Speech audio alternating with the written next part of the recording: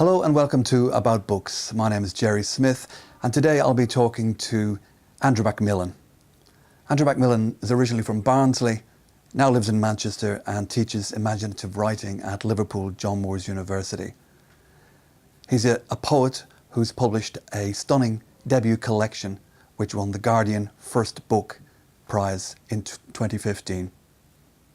Hello Andrew, and you're very welcome. So we've got a bit of time and I want to talk to you kind of a range of stuff. But first of all, I suppose poetry is the kind of the main thing I want to start off with, and then we'll go on and talk a little bit about the collection itself afterwards. Yeah, absolutely. So would you mind if I took the kind of curmudgeon's position with regard to poetry? Do. I like a good foil. That'd be good, good. What does poetry give us that prose can't? Poetry gives you, I always think, a kind of a glimpse of something. So what prose needs is a narrative arc. So you have to know the beginning, middle and end, and they don't have to be in that order, but you have to have that kind of sweep. And what poetry has the permission to do is just show a little bit of something or show a little window into something.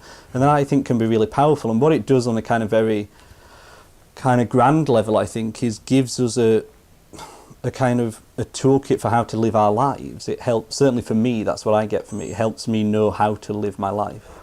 Well, very useful in that. Yeah, absolutely. It can take the kind of the mess, all the kind of noise, everything that kind of might be buzzing around us at any minute, and it takes it and it distills it and it gives us back to us. So whereas a great American novel, say, might have to represent the entire of America, a great American poem, a great English poem, just has to take all that noise and distill it and give it back to a reader and say, actually, it's this. Here is it distilled. Here's how you understand it.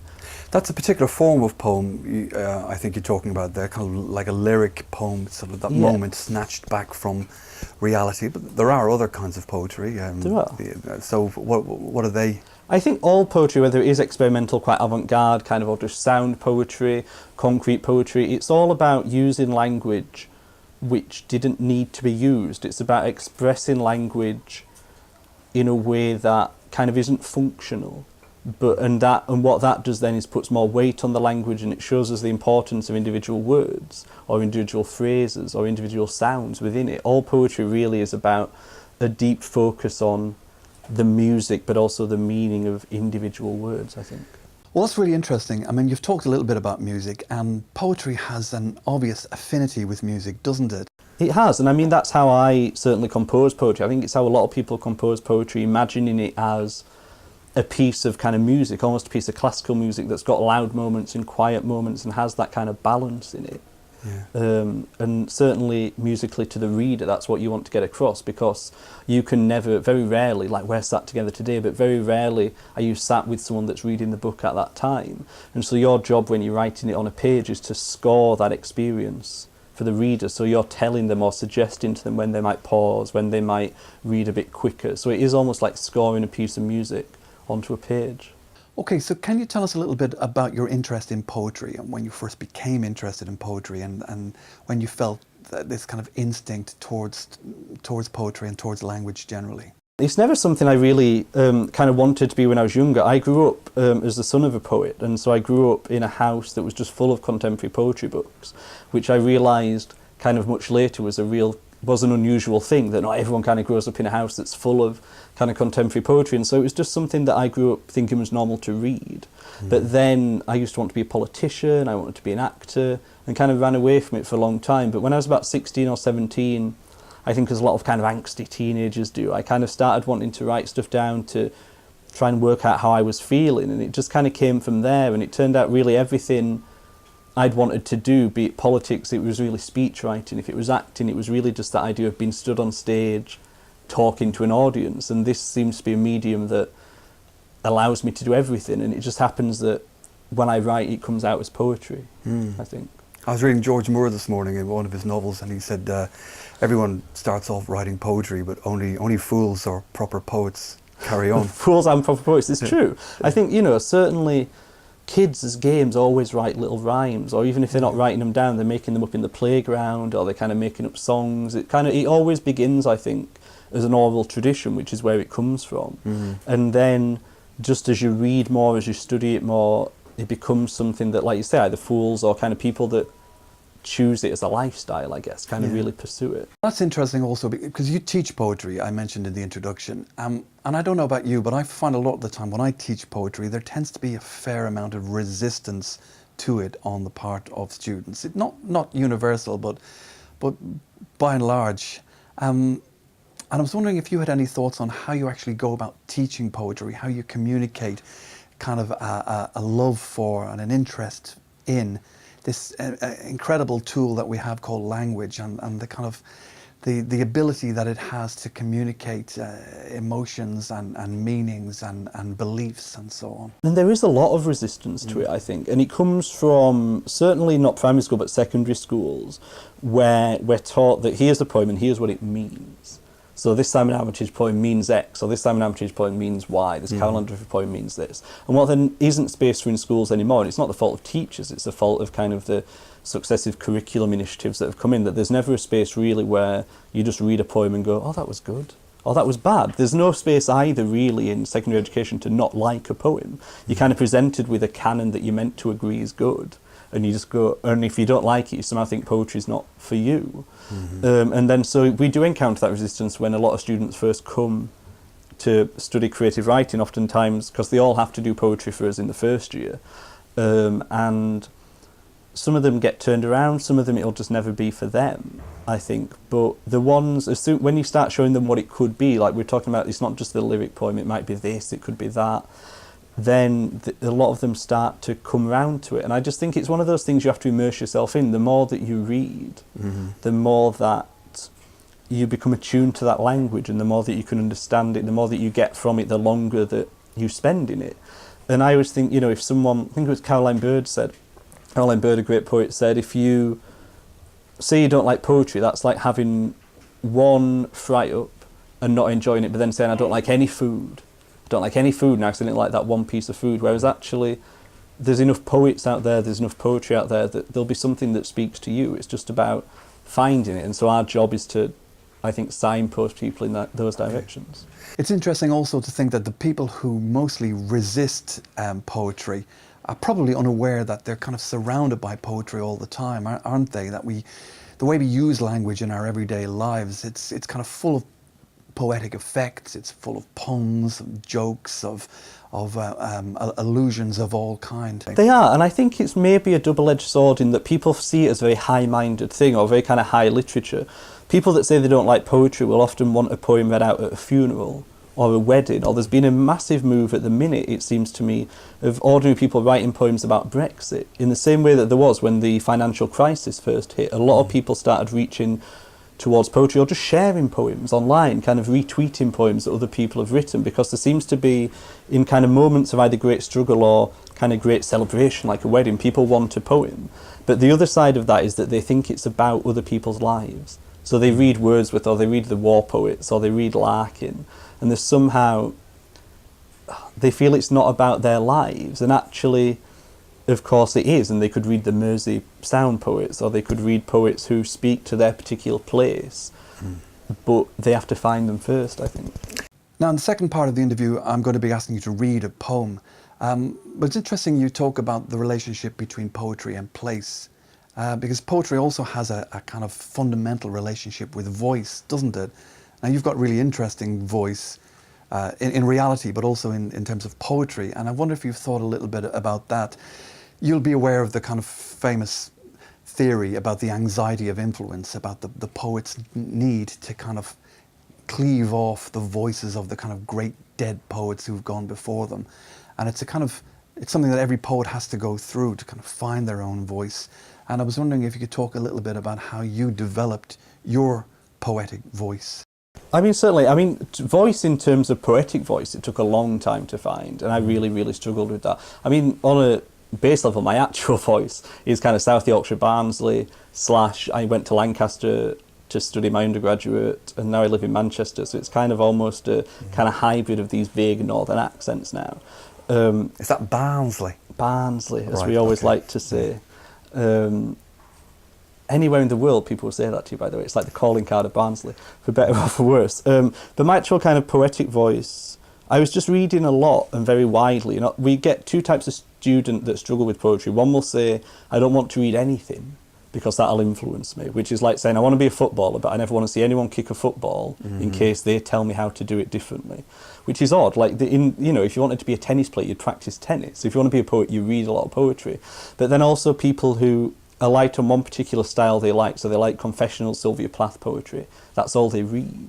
And actually, if you want to arrive at a voice which is uniquely yours, you have to read across a really broad range of stuff. And so my kind of voice in poetry came from reading kind of underground British beat poetry from the 60s, like that anthology Children of Albion that Penguin did, which is really kind of weird, radical kind of wordplay poetry. But then also reading Larkin, reading Tom Gunn, who are kind of very traditional poets as well. And from all that, you hope something kind of comes out the other end of it. And in terms of how it's kind of written mostly how I would say it, which has angered some people like the TLS, and a couple of reviews that said things like they thought I was feigning illiteracy because I was kind of writing. It's not kind of written ungrammatically, but it's written in a grammar which is kind of oftentimes how I would say it, in a kind of broad Yorkshire accent. Andrew McMillan, thanks very much for the moment. We'll be back in the second half to talk more about Andrew's debut collection, Physical.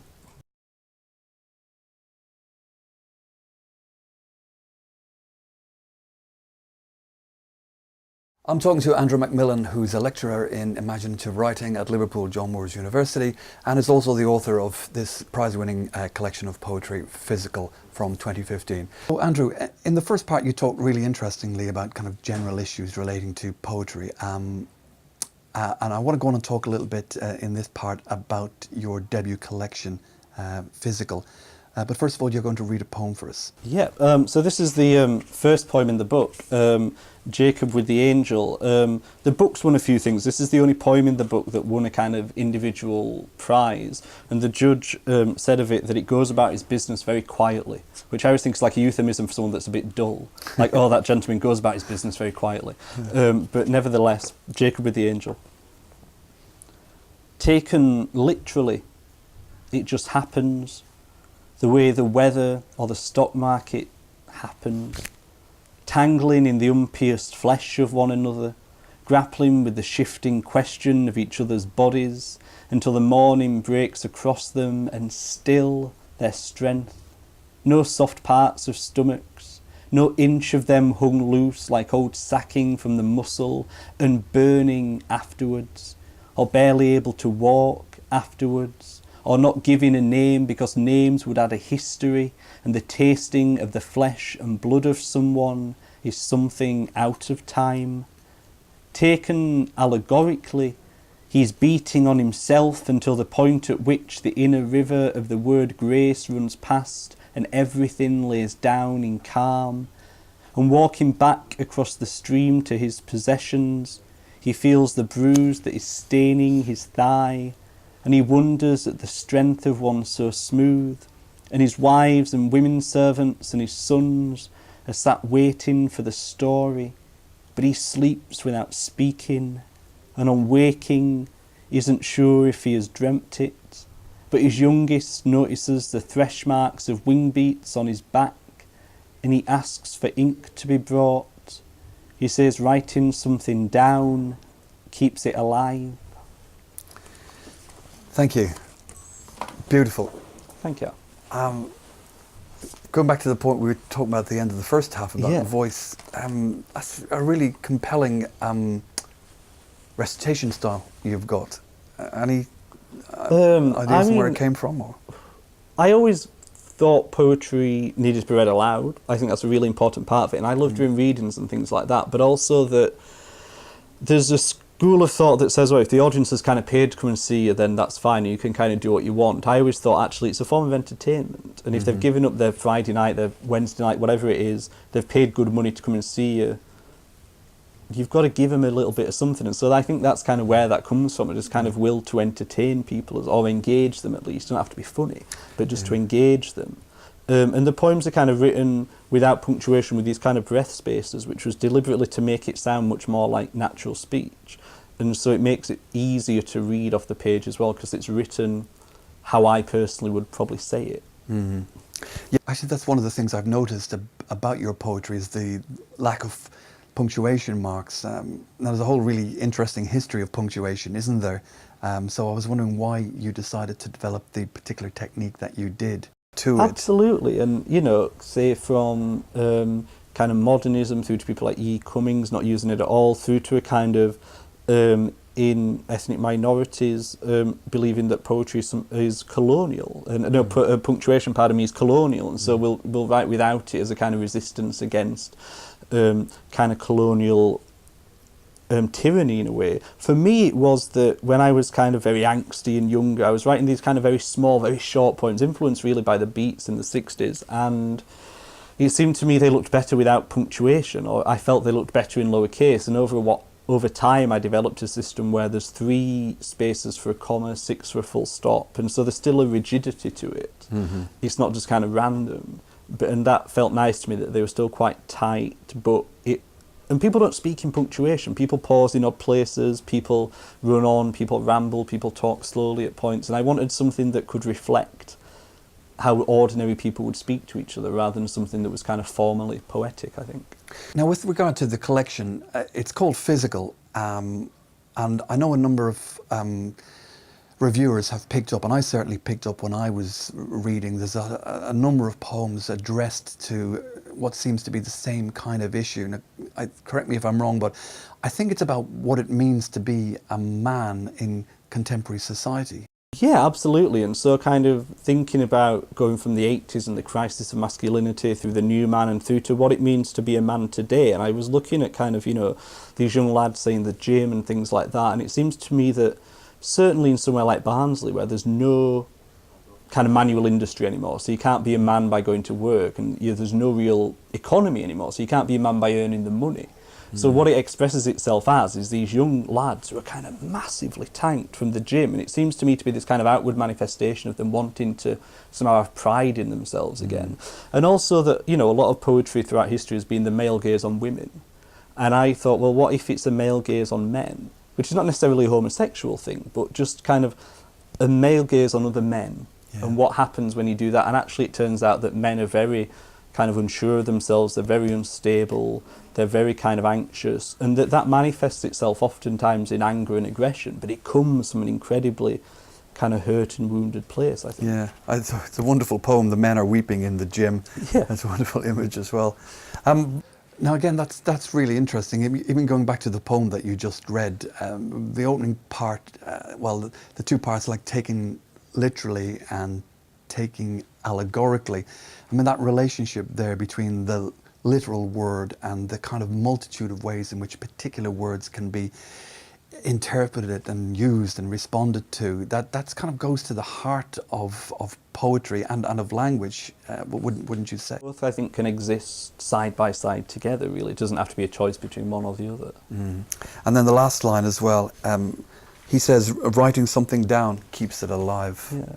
And it was interesting, it was the editor, Robin Robertson, who said, put that poem first because that's the manifesto for the book. It used to be kind of buried in the middle somewhere.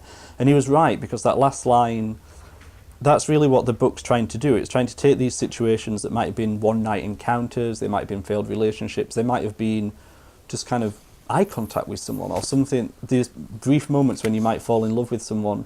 And the job of a lot of the poems in the book is to try and redeem those experiences, to try and make something of them. And as that line says, kind of writing it down keeps it alive. It means that we can remember it and hopefully learn from it as well. Now, in terms of influence, I mean, you mentioned the beat poets, and it seems that one of the central influences on your poetry is Tom Gunn. Maybe you'd like to talk a little bit about your response to his poetry. Yeah, so I came out when I was 16 to my parents, and that very night my dad came into my bedroom with a copy of Tom Gunn's collected poems and gave it to me and said, I think you should read this.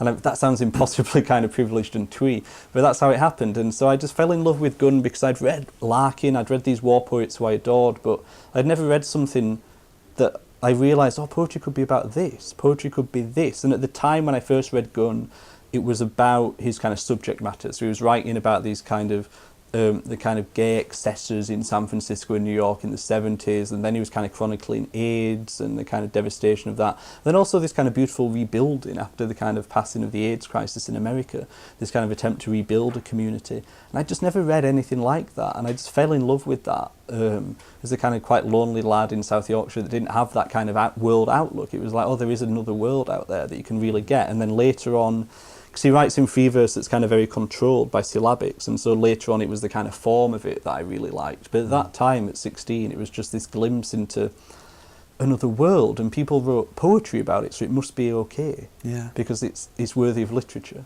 It's interesting also that you've got a very close relationship with one of Tom Gunn's poems, don't you? You kind of mine it and reproduce your own version of it in some ways, don't you? Yes. To kind of take it in your own direction. Yeah, to kind of rewrite it. So every fourth line is kind of one of Gunn's lines, and it's my kind of response to him, and also really trying to seek out the kind of underground sauna it was, where kind of Gunn wrote his poem and kind of my response to that. Yeah. But I have really kind of felt a deep connection with him, but it was much more about that permission that he gave me to write like that. There's a generation of kind of older gay male poets in this country who were quite angry that I took Tom Gunn because they felt he was his because they were alive when he was and they met him, and it was never about me saying I wrote like him or I was a similar poet or as good a poet. It was just that he was that first love of mine, that first literary love, and everyone who likes books has got that. They've got someone who, be it a novel or a poem or a short story that they read and they thought, oh, that's it, that speaks to me. And Gunn was just the first one that really did that. And also I discovered him after he was already dead, and there a few years before he died, and there was a particular sorrow about that. There was never going to be any new work from him. There's always ever going to be the work that there is. Yeah. And there's something peculiarly kind of attractive but also saddening about that, I think. Now, you're an academic as well as a poet. With your academic head on, you must kind of know that one of the truisms about poetry is that there's usually a very strong, powerful early statement, and then things can kind of decline. Do you ever kind of think about decline? Yeah. No, I'm not saying it's going to happen to you, but do you ever kind of think about your relationship between your understanding of the history of poetry and your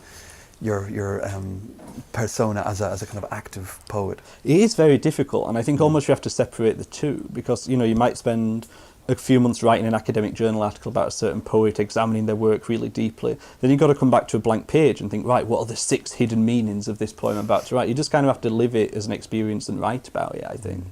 But certainly, the first book is a lifetime's work. Yeah. And so it's easier in a way. Whereas now I'm faced with a blank page and an eventual second collection, but it is much harder, and you can see how there's that first burst of enthusiasm, and then oftentimes it comes back in maybe book 4 or 5. The real challenge, I think, is to make the second book even better. Andrew McMillan, thanks very much for coming in and talking to us today. And thank you for joining us on About Books. We'll see you again soon.